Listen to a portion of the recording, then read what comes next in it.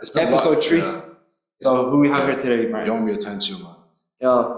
What's called again? Yeah. For a long time, you helped me with other shit as well, and I really appreciate that. And you're always a cool guy, like cool guy. Like always helped me with all the other shit as well. Like always give me feedback as well. Like I really appreciate that. That's especially telling him coming up here, like he's a proper cool guy. Do you get me? Like I really appreciate that. Yeah. Like, really appreciate that. So tell us who you are. Like tell us about yourself.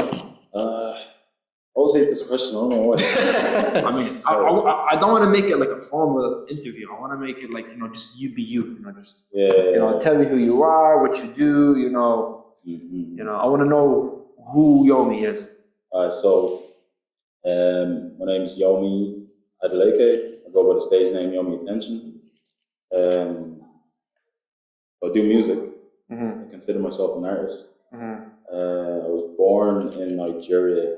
So I came here when I was 4 years old. So. Mm-hmm. Really? Yeah, when I was 4. So I pretty much was raised there. Yeah. You grew up here, so you grew up in the Irish habitat. Yeah, exactly. Where did you get the Yomi Attention? Where did you get the attention from? I know your name's Yomi. That nickname. The attention part comes from like what I'm trying to do, basically in terms of my artistry. Yeah. So it's like it's not even more of I need attention from the outside. Yeah. It's more of like I owe myself attention. And the more attention I give to myself, that reels in attention from other people. Like outside. So more attention to yourself, more working between you and yourself will lead you to anywhere. Yeah. Actually, I like that. You owe me, I get so that's that. where you owe me attention. And me talking to myself. Yeah. So it's like in general as well. I just for forget the last podcast we done with Leon.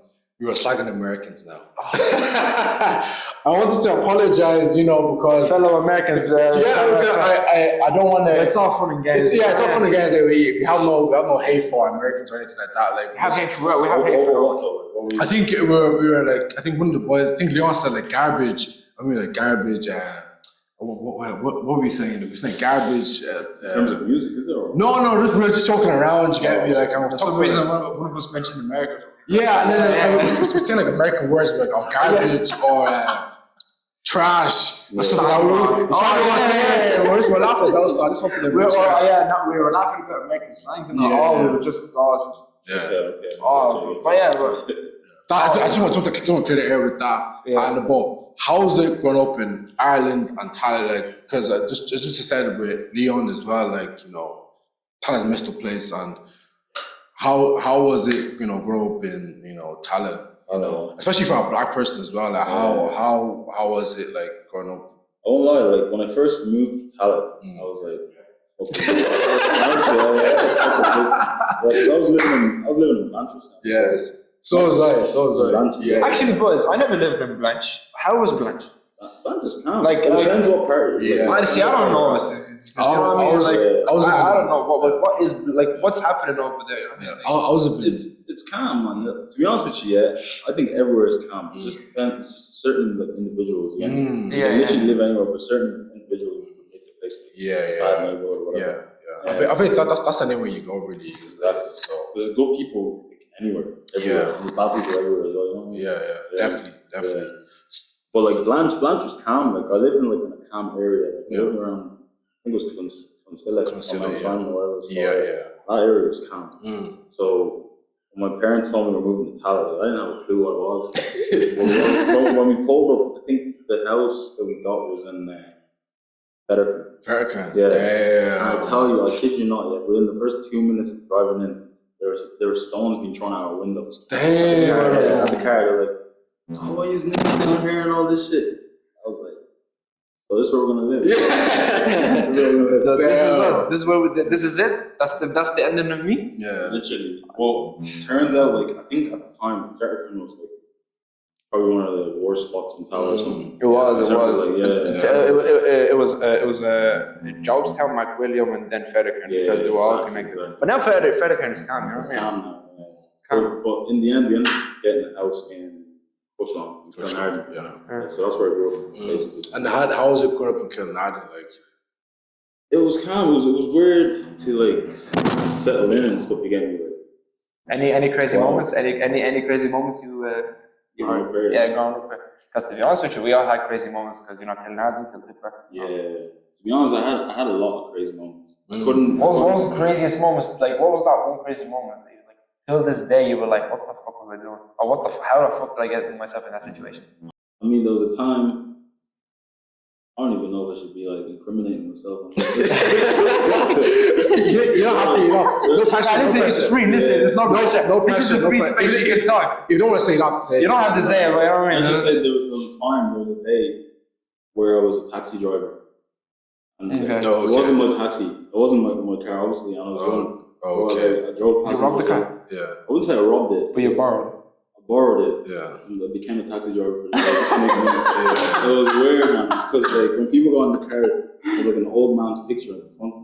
The idea was different. Yeah, but then there's like a 15, 16-year-old driving the car. Oh, what they say? They were like, they didn't really ask questions. There was one person that were like, "Is this your picture or is this your car?" Like, nah, that's somebody else. Just left it at that, to be honest. Oh. Yeah. That's probably the craziest thing I can think of right now. Any crazy moments with you? I had this one time I was coming back from boxing and I seen one of my mates from school and there was like, let's say, kid, 10 man deep at Top Shop. And I was walking past. Top Shop, Top Shop, yeah. Top Shop, yeah. The one that's closed down. And I said what's up to him. Oh yeah, how you been? And he was like introducing me to all his friends. Like, and I was like, yeah, what's up? And then kind of quiet. And I was nigger. I'm like, I was the only black person there. Like, and there were 10 people there. Like, I just kind of had to like, I was like, I brushed it off. Yeah. And kind of like, he talked to my friend. Obviously, I couldn't really do nothing to get me, so that's probably the craziest moment. But I see a lot of bad shit going up there, stuff like that. Must have been like 15? 16, 17, like so. But like I couldn't take no loss, so like I started to firm it like. Sometimes you gotta play it safe. Right? Yeah, it's good. So I couldn't really do anything. Cool, yeah. How like did you start rapping? Like, what was your process of growing up? How did you want to know that you want to be a rapper? Would you consider yourself an a rapper, a pop star, or what kind of? Because I know you make like different type of music. So what would you consider yourself? I consider myself an artist. Yeah, okay. like I wouldn't put it like in a category. Yeah. So you wouldn't say rapper or like producer. You would just say like artist. Yeah. More like Prince. Yeah, I'm never like boxed into one kind of like category. Okay. I feel like it limits your mind from being creative. So how was the process like? You knowing that you want to be an artist? How was that growing up? How did you find out you wanted to be an artist? Like when was the turning point for you? Like you know what? That's what I want to do. I always like, to be honest, when I moved to Ireland, I always like fucked with music, heavy like hip hop, rap especially. I think I started off with like hip hop and rap. Oh, you're writing rhymes? I wasn't writing rhymes yet. Yeah, you had your little notebook. Yeah, I actually got to that point early. Not for you. I'd say around. Everyone was right. Everyone became that.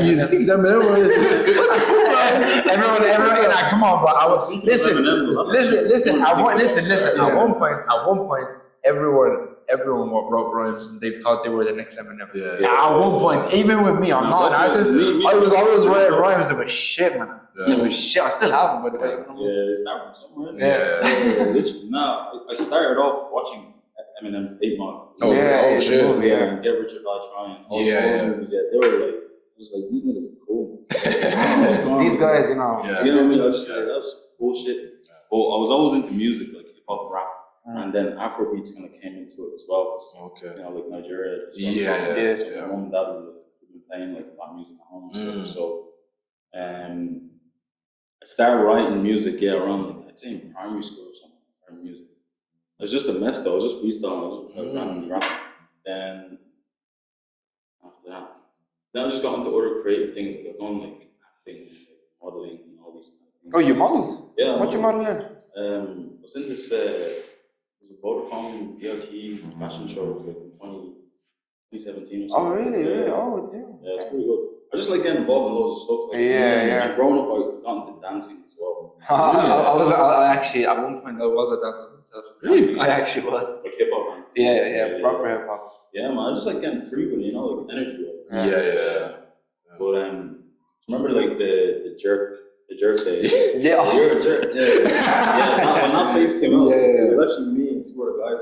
We set up a group. Yeah. I think we call ourselves the Dope Boys. It's still on YouTube. Oh shit! It was like 15 years ago or something. Oh shit! And we're just like just jerking and dropping and doggy and all that shit. That reminds me of the Tease Up, the Tala Boys. Exactly. Tease Up and random Yeah. But man, graduated from there, came to Tala, did more like arts and theater stuff in KCS. Yeah. And then after that, one day, you know Percy Jafaris? Yeah.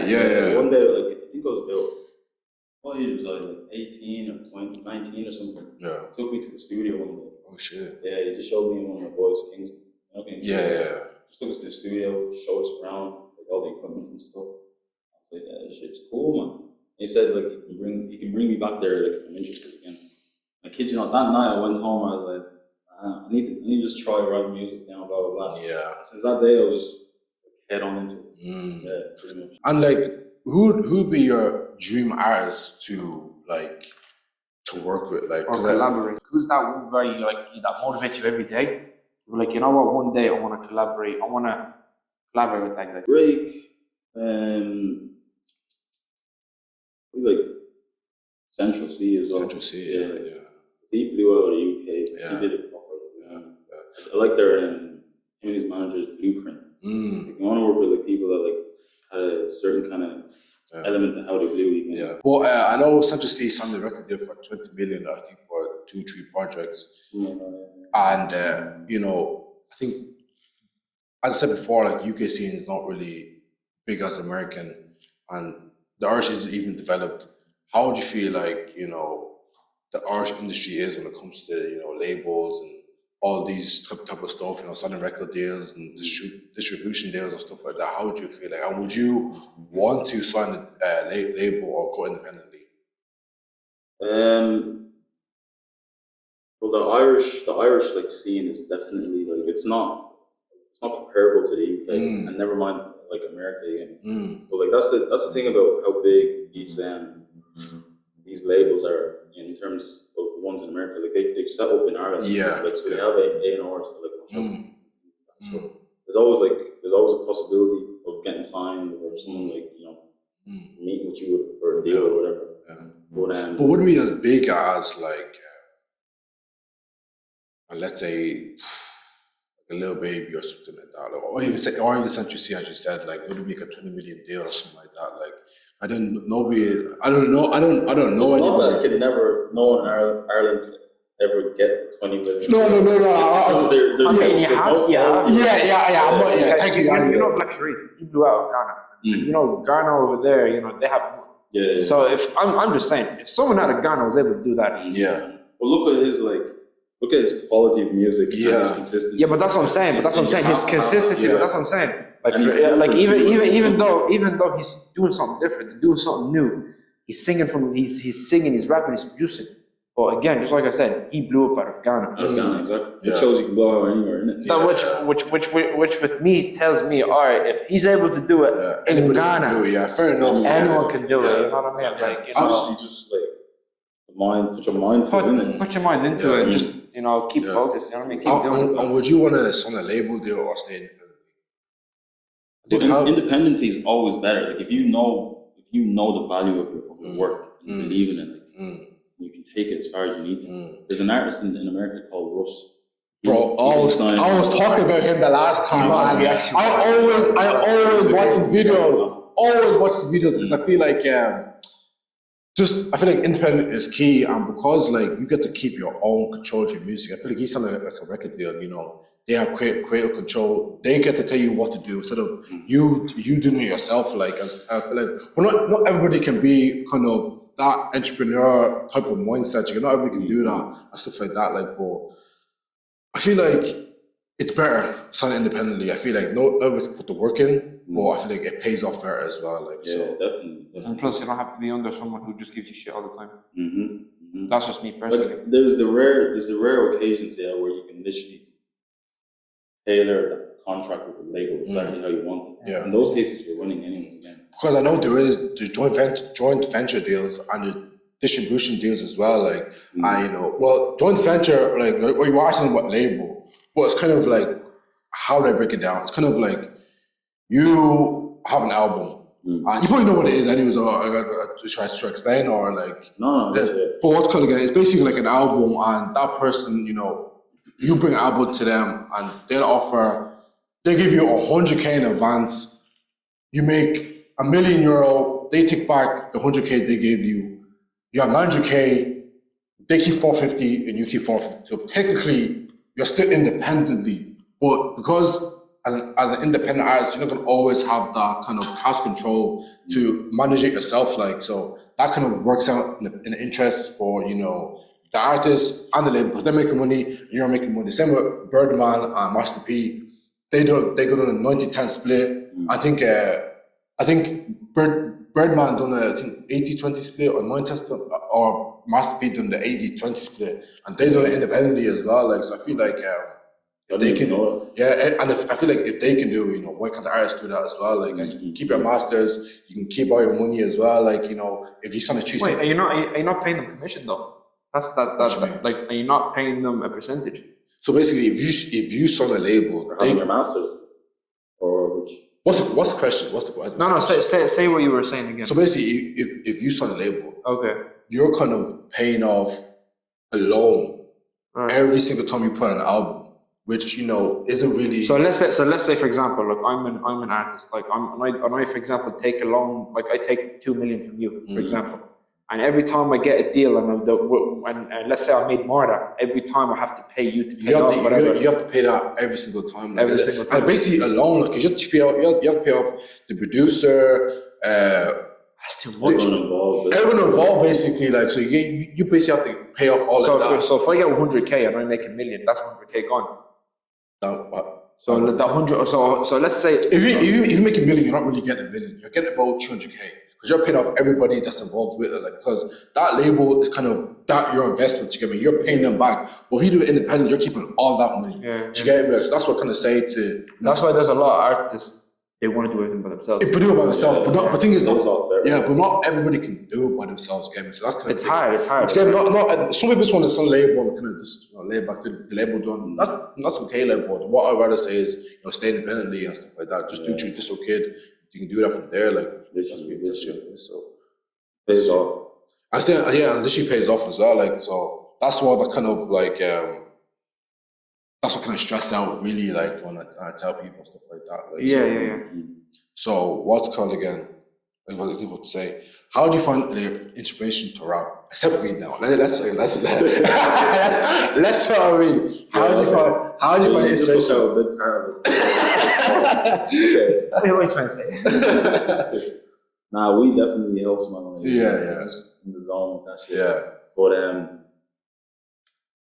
be honest, I don't know. My inspiration to rap or do anything music, it just comes from just wanting to be creative. I just like being expressive. I like creating something and then going through the process of it, seeing it come to life. And especially with music, and then when it kicks off, you're proud of what you did. It's a feeling to it, and that just boosts the motivation to keep going. Yeah. Obviously, like there's artists that I like and fond of that would inspire me as well. And pretty much that. And how do you find the creative kind of mindset to do all your videos? Because what was your idea to make? The way I just like think about ideas for videos is like I just build an idea based off the context. So it's all about making my own cake, making my own confidence, making my own kind of like making your own mix, my own sauce basically, my own cake. Yeah, so that's when it's all about kitchen, it's all about chef. I could be a chef, I could bake up the cake, wrap around the kitchen. Basically, how it's all about, And what's called again? Because I noticed I feel like in Ireland, nobody uses the Irish accent. They always go for the English slang and stuff like that, or the American slang, which I find like. Which is funny. Don't get me wrong. Like, it's not. I feel like it's not really beneficial, because I feel like if you're gonna build fans in the music industry and for yourself, like, you're doing something that you're not really meant to do. Like, and what I noticed about you is you actually use the Irish accent as well, like, and stuff like that. So that kind of really acknowledge me, and what made you put on the accent? And maybe like you guys answer yourself, like, well, I just noticed that everybody uses the English accent and you kind of use the Irish accent. What kind of your process behind that? Like, well, thing is, I try to be as real and authentic as possible with my music, especially like the artists that I've grown up and been inspired by. Yeah, they're always like authentic, and a lot of times we get our like lifestyle and inspiration from America. Yeah, that's where music and all this shit. Facts, yeah, it's true, yeah, it's and true. then obviously the UK built their own scene as well. Yeah. Not as big, but because they built their own because I know they had grime and stuff like that as well. All that stuff. Yeah. So I think at the time when I wanted to start doing music, drill was a big thing. Then. It was like you started music a long time ago. I was like maybe because I posted your YouTube and it said like maybe 8 years ago. I think it's only 8 years ago. Yeah, you probably even started before then as well. So he was even saying that he was doing it when he was young. I was doing what I'm doing. Yeah. So you're proud of the frame. It's human. That's who you are. Yeah. It's who you are. It's who you are. To answer your question, like, I just like being authentic as fuck again, because as you said, it wouldn't make sense to like blow or for example, you know when they say there's a US and a UK song, artists that do a feature together, and you can hear the accents. You don't want to be like, this is just my opinion. You don't want to be like, you're from Ireland, this Irish person, whatever, with a UK accent, and then you're doing a song with it doesn't fit the image again. Yeah, no, I get you. I kind of wonder where's that accent coming from? Why is it on?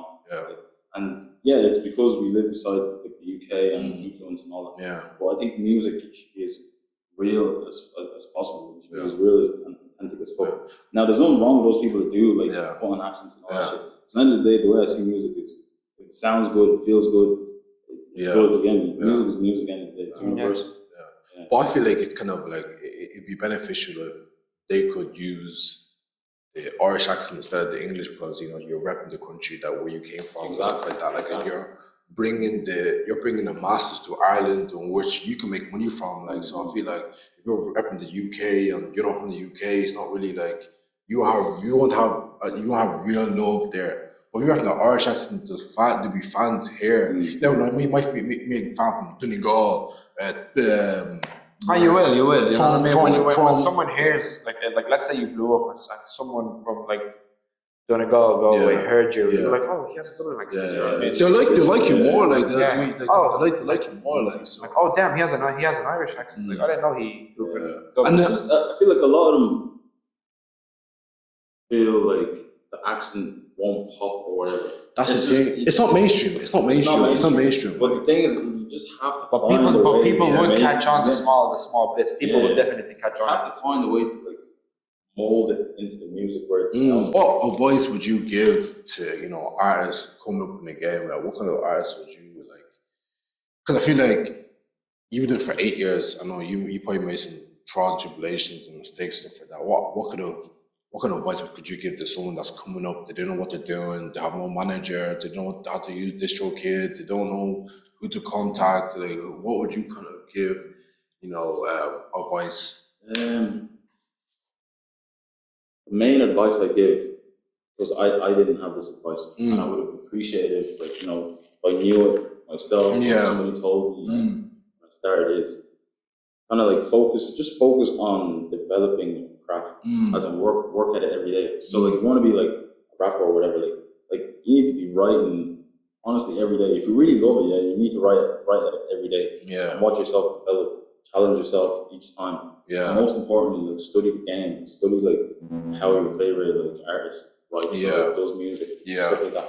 That's the only way that you're actually gonna get to that point where you're proud of it as well, and my music is unfuckable, unfuckable or whatever. But you just need to keep like practicing, And it's hard, isn't it? It's hard. The thing is, it's hard. If you really have the passion for it, it should be easy. But then, as you mentioned, I was going through like having to there's the whole like booking studio sessions and videographers, and there's a lot that goes into it. So it's like your head is in like 10 different places at once.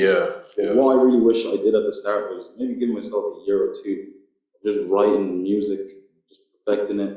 No such thing as perfect, but keep keep developing it So let's say after a year or two, I have like stacks of songs at a level I'm ready to go. That where the only thing you worry about now is just getting up, write videography, write this, write that. Yeah. I was doing all at like once, so it was like it got a bit like discombobulated. Yeah. So that's my advice for anyone. I would proper like craft yourself up. At least you had a quick question there, like, Pato, do you have a manager, or are you just straight doing it by yourself? Just straight doing it by yourself, literally everything. Just straight doing it yourself. And like, you wouldn't. I know I said this before, like, so you wouldn't sign with a label or anything like that, like. I would, like I said, I would if it was like a good deal for me. I just wouldn't sign myself away like that. So for now, he's his own boss. Yeah. So if a label offered you, let's say, a 3 million advance for, let's say, 4 projects. You can have the 4 projects, and then just doesn't 2 of them are even doing good. Let's just say the third one did bad by a little bit, and the 4th one was good. That third one alone could be in the contract. You flop that third one. The third one flopped. You have to take the money back, or some fucked up shit like this. I mean, someone offered me that, I'll just take it. Oh man, sir, for 3 million, that's a good price. So when we expecting Yomi to come back? When we expected the next show. By God's grace, this year. What day? What like? What day? I couldn't tell. I don't have the specifics. No sneak peeks. No. Venues. Nah, God's plan. God's plan. No dates at least. No. I think he's a little discreet. I'm being discreet, you know. I think he's being discreet because all of a sudden, like, I bet you're the type of guy, you're discreet. All of a sudden, boom, he's on. No, let me be honest. I'm actually not that type of guy. That's the type of guy I'm trying to be now. Oh, okay. So a few things I've learned, like when you like share your plans too early, or you can fuck up the bro. Same with me, man. I like with me as a martial artist, like, you know. Martial artist? Yeah, I'm an MMA fighter. Every time, you know. I'm trying to do that for a minute now. Come down anytime, you know. So, you know, every time I have a fight coming up, and God knows, he knows, like, you know. Every time, like, you know, I tell people, I have a fight coming up and all. It just doesn't go well with me. Even if I fight, I just feel like it doesn't go well with me. But the second I'm discreet, the second I'm just doing my thing, the second I kind of just got out of that zone, the second I'm doing it for real now, I'm like, oh Lord, like you know, like it came out good. Who's in your playlist right now? Like who you listen to right now? Besides the Kendrick and Drake beat. I was gonna mention that.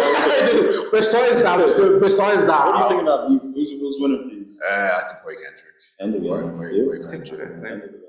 But I say what I really like about that beef was J. Cole apologizing. I think doesn't get really credit for it because, you know, he kept himself and he stayed true to himself instead of all like people talking about him. I know he dropped the diss track and stuff like that. He's been saying, you know, that he's the best MC and stuff like that. But the way he apologized, you know, just showed the maturity, you know, that he has and like, you know, stuff like that. So that's why. I was waiting. Like, I wasn't surprised that he did that. Like that, like that's J. Cole's like persona. Yeah, that's the type of person he is. Yeah. I was like, in a way though, he's still fucked up because he just did this. You know what I mean? And everyone we heard this. But yeah, he apologized and it's calm. But he's a humble nigga anyways. Like Kendrick was not gonna like keep quiet and not like respond or whatever. I'm sure he's the one that even like kind of like started the whole thing, no? Started the whole mix. He's the one claiming like where there's no big trees, just big music. Oh yeah, in the Drake song. Yeah. But who's in your playlist right now that you listen to? Yeah, I play a lot of like R&B stuff. So Chris Brown. Oh, like classics, a bit classics, yeah. Classics, and you can't modern stuff. Yeah, well. You can't go wrong with Chris Brown. He's been around for decades. He's a genius. Chris Brown, 070 Shake. What about Ice Cube and Dr. Dre? I used to listen to all them back in the day. Yeah. Dr. Dre, still listen to him? To be honest with you, I still do. Yeah, but not much, but I still do. Yeah, I'm a 90s baby, but I literally grew up and all that shit. Yeah. Sometimes I have a day where it's 90s. Just 90s brain, let me play all them, you know what I mean? Yeah. And even have days where I start just playing like 50 Cent or something. Paul McCartney, the Beatles, and man, I listen to different shit. Yeah, bro, there's Nirvana and all. I was like, bro, listen to like you can connect with it. listen to, you know? Yeah. I mean, music is music, just like you said. All right, let's take a break from music. Yomi, if you weren't an artist, what would you be? That's a very good question, man. If I wasn't an artist, what would you be? That's a very good I question. would be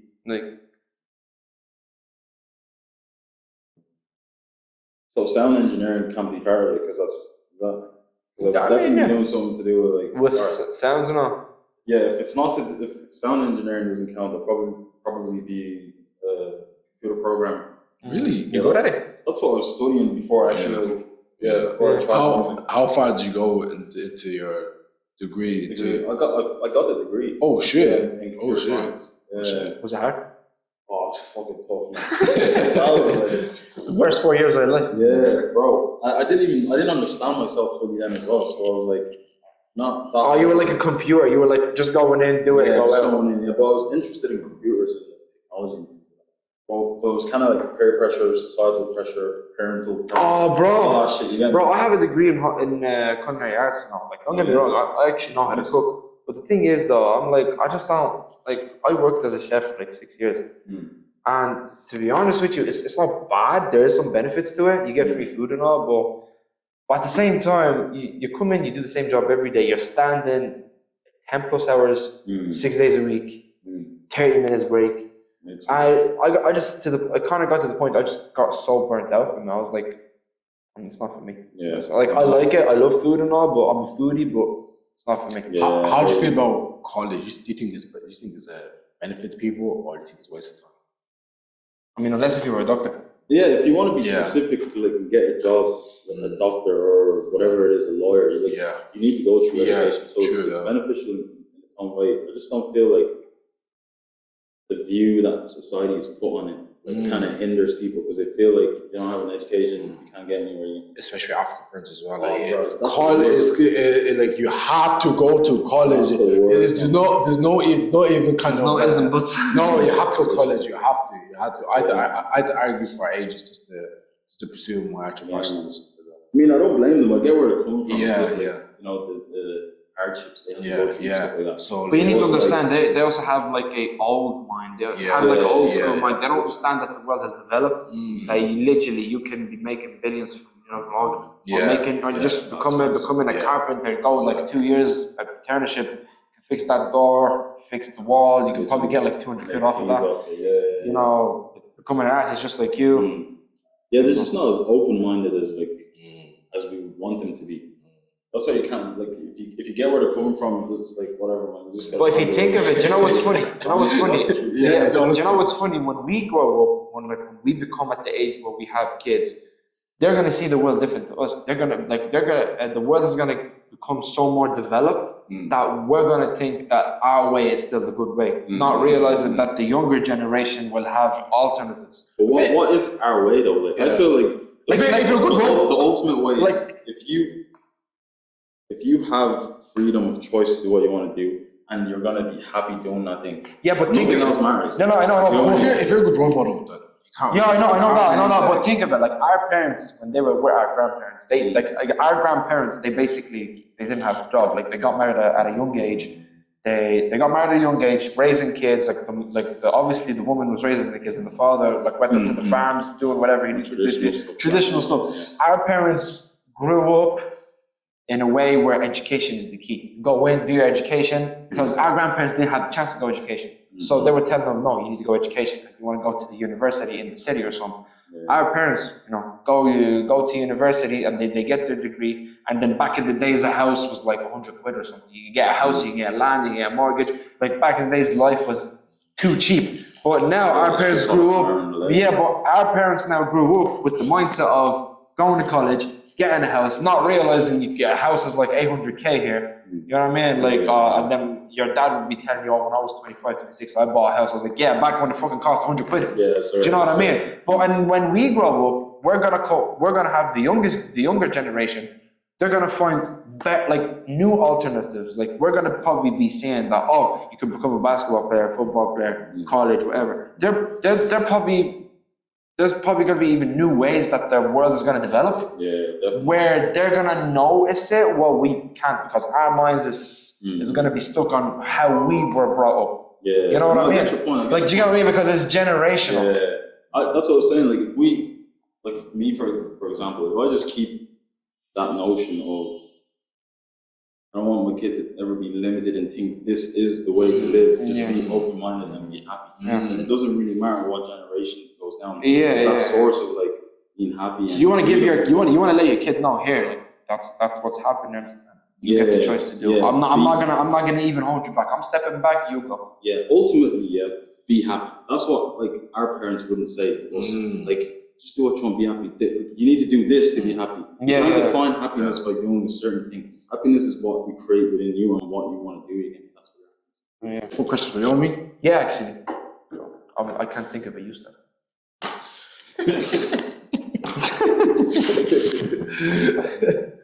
Did you try to ask me any of the questions you were on the last time?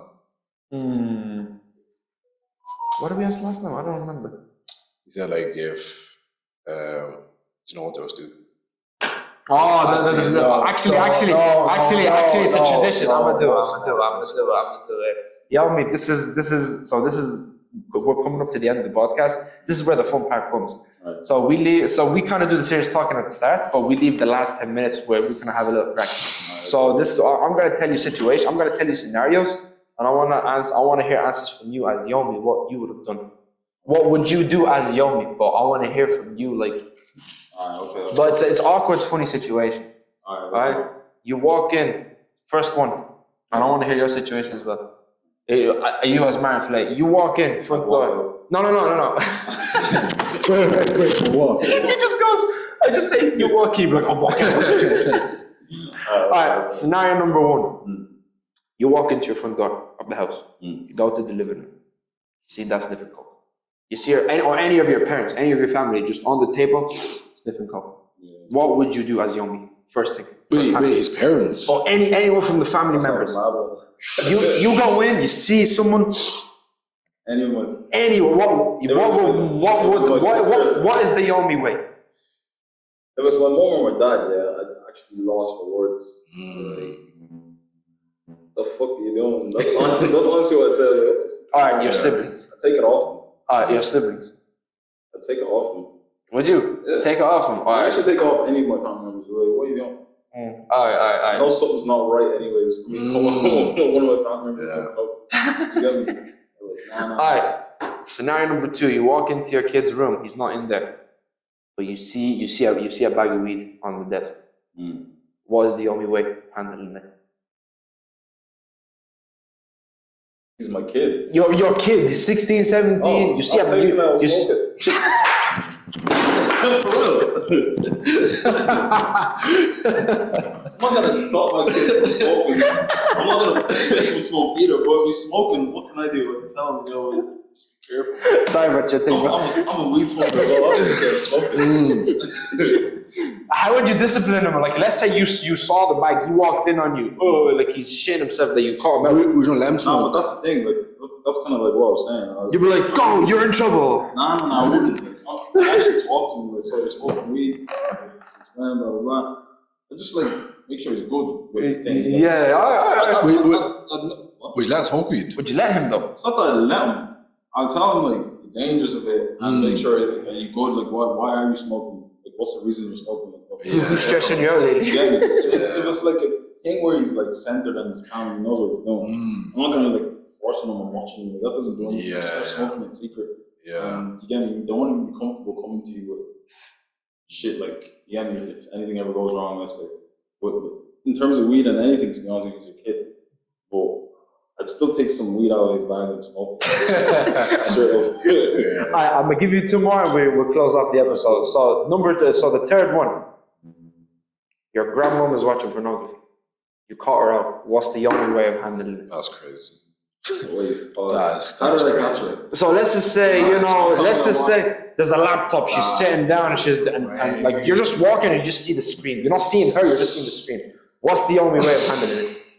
Because to be fair with you, one guy I know walked in on his grandma and she was watching a full-on double penetration. What the fuck? Penetration? What's the only way of handling it? You know what I would do? If I see my grandma watching porn and I walk by, I would drop on the ground laughing. I'd just be laughing with it. Like, what the hell are you doing? There's nothing else I would do. I laugh. I mean, do you know what he did? Like my friend, he just stood there, just watching like that. Just watch it like that. And he was just hearing his grandma moan. I was like, oh, bro. Yeah, definitely. Now it's time to close the podcast. So last one. One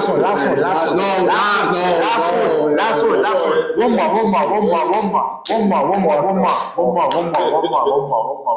Famous one. You caught your son having sex. How old was my son? 17, 18. You caught him in the living room, in the middle of the couch, just banging. The woman that he's smashing is a 40-year-old woman, and she's your next door neighbor.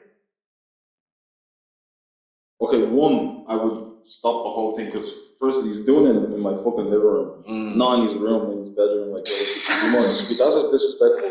And two, there's another woman around my age. You know what I mean? There's another woman my age, like in my house, in my living room, with a 16, 17-year-old. Yeah, she has some explaining to do. Yeah. Explaining. If she's fit. If she's like a 10 out of 10, 40-year-old. You're joining or not? I didn't say I'm joining. I'll be like, I'll discipline my son later on. How would you discipline? That's the question. How would you discipline him? I don't know. I'll find some kind of way to punish him. I'm not going to punch him around and shit. Bring him to me to the gym. He'll get a few rounds in. Literally. Just go for a session. Oh, bro. Yeah, well, listen. I think that's it. That's pretty much it. Thanks. Well, thanks, Yomi, for coming in. Appreciate it. So that's the end of the episode of MYTV. Yeah. Appreciate it. It was a pleasure. Thanks.